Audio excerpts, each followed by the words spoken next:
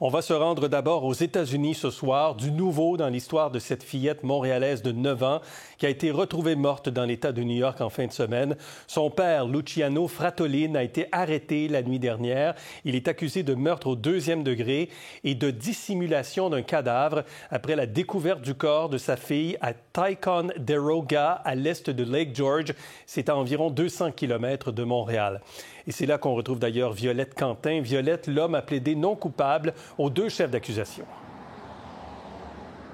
Tout à fait. Il a comparu ce matin au palais de justice de Ticonderoga.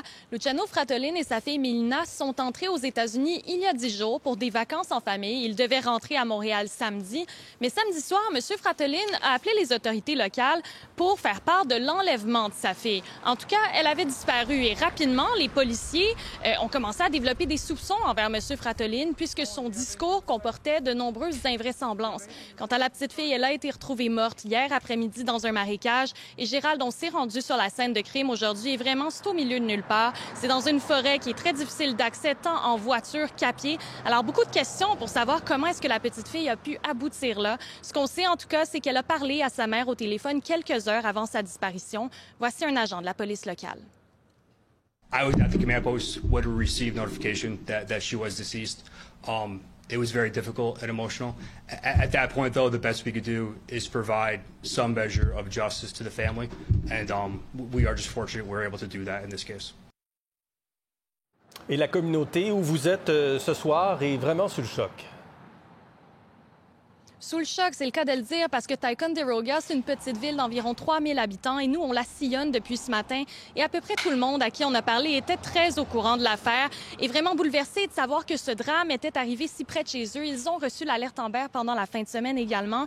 Il faut dire qu'il y a de nombreuses questions qui restent en suspens, notamment les motifs de l'accusé ainsi que la cause du décès de la petite Melina. Je vous laisse entendre des résidents qu'on a croisés dans la ville aujourd'hui, ainsi qu'une connaissance de M. Fratolin rencontré à Montréal.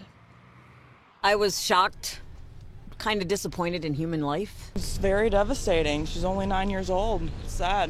And it was her own father, you know? It's crazy. I mean, I've seen things happen around here in the last couple of years, but not anything like that. C'est un monsieur très calme, très tranquille.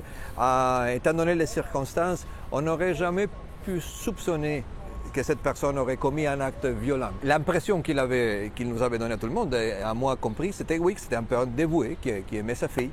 Donc, rien d'étrange. Triste histoire. Merci, Violette. Merci.